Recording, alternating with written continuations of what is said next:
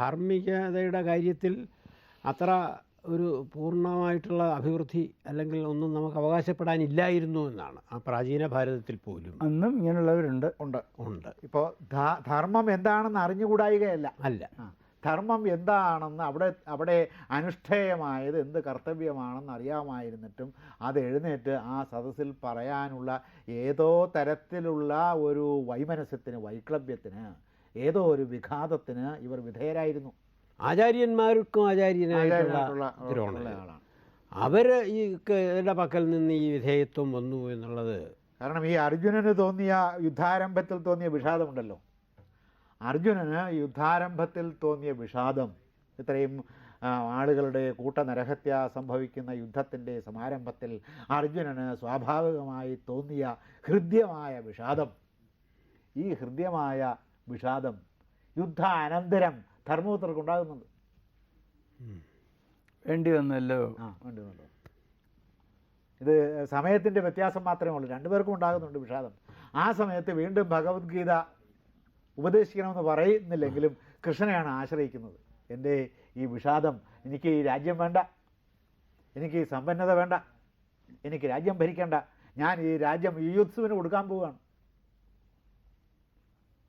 ധൃതരാഷ്ട്രയുടെ പുത്രന്, വൈശ്യസ്ത്രീയിലുണ്ടായ ധൃതരാഷ്ട്രയുടെ പുത്രന് കൊടുക്കാം, ഞാൻ യുയുത്സുവിന് കൊടുത്തിട്ട് ഞാൻ കാട്ടിലേക്ക് പോകുന്നു. ഇനി പാണ്ഡവന്മാർക്ക് ഇവിടെ താമസിക്കണമെങ്കിൽ, എൻ്റെ അനുജന്മാർക്ക് ഇവിടെ താമസിക്കണമെങ്കിൽ അവർ താമസിച്ചോട്ടെ, അതിനും എനിക്ക് വിരോധമില്ല. പക്ഷേ ഞാനില്ല, എനിക്ക് വേണ്ട. ഈ കർണൻ്റെയും കൂടി കഥ കേട്ട് കഴിഞ്ഞപ്പോഴും അദ്ദേഹത്തിന് തോന്നിയതാണത്. അപ്പോൾ ഞാൻ ഇത്രയും കാലം എൻ്റെ കാനീനനായ ജ്യേഷ്ഠനെ കൊല്ലിക്കാനുള്ള ഉപായങ്ങൾ ആലോചിച്ച് എൻ്റെ ജീവിതം വ്യർത്ഥമാക്കുകയായിരുന്നല്ലോ. എനിക്കെപ്പോഴും തോന്നിയിട്ടുണ്ട് ഈ കർണനെ കാണുമ്പോഴെല്ലാം എന്തുകൊണ്ടാണ് കുന്തിദേവിയുടെ പാദം പോലെ ഇയാളുടെ പാദം ഇരിക്കാനുള്ള കാരണം എന്നുള്ളത് എൻ്റെ മനസ്സിനെ അലട്ടിയിരുന്ന രഹസ്യമായ ഒരു പ്രശ്നമായിരുന്നു എന്നും അദ്ദേഹം ആലോചിക്കുന്നു. അപ്പോൾ അതിൻ്റെ കഥ അദ്ദേഹത്തിന് വെളിവായി കിട്ടി. പറഞ്ഞു, രാജ്യം എനിക്ക് വേണ്ട, രാജ്യം ഞാൻ ഉപേക്ഷിക്കുന്നു. അപ്പോൾ കൃഷ്ണൻ പറഞ്ഞു, ഇവിടെ ഞാനിതിനൊരു മറുപടി പറയുന്നില്ല.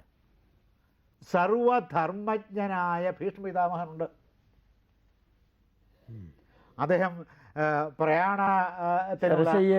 ശരശയ്യയിൽ അയനം കാത്ത് കിടക്കുകയാണ്.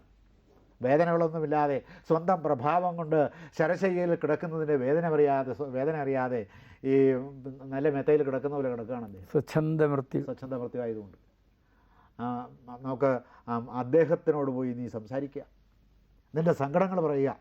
അദ്ദേഹം സർവധർമ്മജ്ഞനാണ്. ഇങ്ങനെ സർവധർമ്മജ്ഞനാണെന്ന് ഭഗവാൻ സമ്മതിപത്രം കൊടുക്കത്തക്ക വിധത്തിൽ സർവധർമ്മജ്ഞാനത്തിൻ്റെ അനഭിഗമ്യമായ ആതിഥ്യകയിൽ നിവസിക്കുന്ന ഭീഷ്മപിതാമഹൻ അവിടെ കുമ്പിട്ടിരുന്നു. അപ്പോഴാണ് ഈ ഒരു വിതുരയുടെ ഈ മൊത്തത്തിലുള്ള പരാമർശം വരുന്നത്. സഭയിൽ എഴുന്നേറ്റ് സത്യം എന്താണെന്ന് ചോദിച്ചാൽ, നീതി എന്താണെന്ന് ചോദിച്ചാൽ, ന്യായം എന്താണെന്ന് ചോദിച്ചാൽ അത് പറയാത്തവൻ്റെ മുന്നോട്ടും പിന്നോട്ടുമുള്ള 7 തലമുറകൾക്ക് അതിൻ്റെ പാപം സിദ്ധിക്കും എന്ന് പറഞ്ഞപ്പോൾ ഇദ്ദേഹത്തിന് ഉണ്ടാതിരിക്കാൻ വയ്യാതെയായി ഭീഷ്മർക്ക്. അങ്ങനെ കൂർത്ത ഇരുമ്പ് കമ്പി കൊണ്ട് കുത്തുന്നത് പോലെയുള്ള വാക്കുകളാണ് വിതുരയിൽ നിന്ന് അങ്ങോട്ട് ചെല്ലുന്നത്. ഇത് മനഃപൂർവ്വമാണ് ഈ വാക്കുകൾ പറഞ്ഞത് സത്യവും. അന്നത്തെ ശാസ്ത്രം വിധിച്ചിട്ടുള്ളതാണ്. പുണ്യപാപങ്ങളെ സംബന്ധിക്കുന്ന ശാസ്ത്രത്തിൽ ഇത് വിധിച്ചിട്ടുള്ളതാണ്. ഇങ്ങനെ സത്യം പറയാത്ത ആളിൻ്റെ മുന്നോട്ടും പിന്നോട്ടുമുള്ള 7 തലമുറകളുടെ പുണ്യം നശിച്ചു പോകും. വരാൻ പോകുന്നവർക്ക് പുണ്യം കിട്ടുകയുമില്ല, പുണ്യം നേടി വെച്ചിരുന്നവരുടെ പുണ്യം നശിച്ചും പോകും. ഇതും കൂടി കേട്ടപ്പോൾ ഭീഷ്മർക്ക് അടങ്ങിയിരിക്കാൻ വയ്യാതെയായി. അപ്പോൾ അദ്ദേഹം എഴുന്നേറ്റതോടുകൂടി സദസ്സ് നിശബ്ദമായി.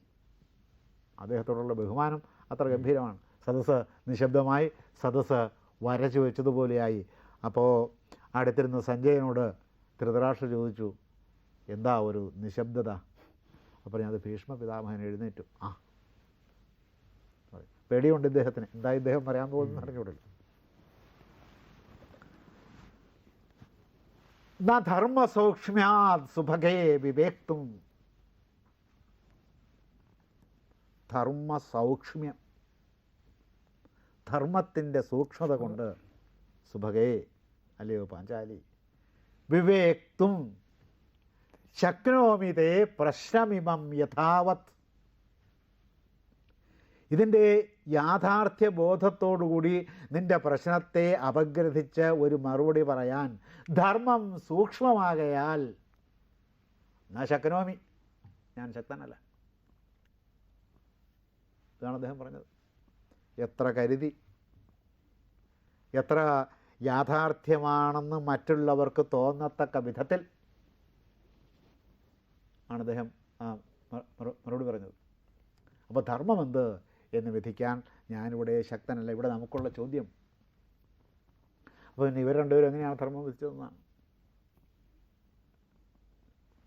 ഈ വികർണനും വിതുരരും, വികർണന് പിന്നെ വ്യാപകമായ അറിവില്ലായിരുന്നു എന്ന് വേണമെങ്കിൽ നമുക്ക് പറയാം, പക്ഷെ പറയാൻ സാധ്യമല്ല. ഇവരെല്ലാവരും വേദങ്ങളും വേദാംഗങ്ങളും 6 ശാസ്ത്രങ്ങളും പഠിച്ചവരാണ്. ഇത് കൃപരാണ് ആദ്യം പഠിപ്പിച്ചത് അവരെ. അത് കഴിഞ്ഞ് അതിൻ്റെ ഉപരിപാഠങ്ങൾ പഠിപ്പിക്കാനാണ് യാദൃച്ഛികമായി വന്നെത്തിയ ദ്രോണരെ നിയോഗിച്ചത്. അപ്പോൾ ഉപരിപാഠങ്ങൾ ദ്രോണരെ അഭ്യസിപ്പിച്ചിട്ടുണ്ട്. ധനുർവേദം മാത്രമല്ല, യഥാർത്ഥ വേദങ്ങളും അദ്ദേഹം അഭ്യസിപ്പിച്ചിരിക്കുന്നു. പിന്നെ ധനുർവേദം, ഗാന്ധർവവേദം, ആയുർവേദം തുടങ്ങിയിട്ടുള്ള ഉപവേദങ്ങളും അഭ്യസിപ്പിച്ചിരിക്കുന്നു.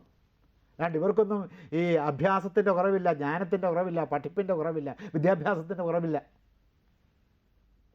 അതുകൊണ്ട് അദ്ദേഹം പറഞ്ഞതിൽ പരിചയക്കുറവല്ലാതെ, ജീവിതാനുഭവങ്ങളുടെ അഭാവമല്ലാതെ, ഗ്രന്ഥജ്ഞാനം വെച്ചുകൊണ്ട് വസ്തുതകളെയും അവസ്ഥതകളെയും വേർതിരിക്കാനുള്ള അപ്രാഗൽഭ്യം ഈ വികർണനില്ല. അതുകൊണ്ട് തന്നെയാണ് കർണൻ ചാടി വീണ് അധിക്ഷേപിച്ചതും. കാരണം ഇദ്ദേഹം പറഞ്ഞ ഈ അഭിപ്രായത്തിന് പ്രാബല്യം കിട്ടിയാൽ അവരുദ്ദേശിക്കുന്നത് പോലെ കാര്യങ്ങൾ പുരോഗമിപ്പിക്കാൻ സാധിക്കാതെ വരും.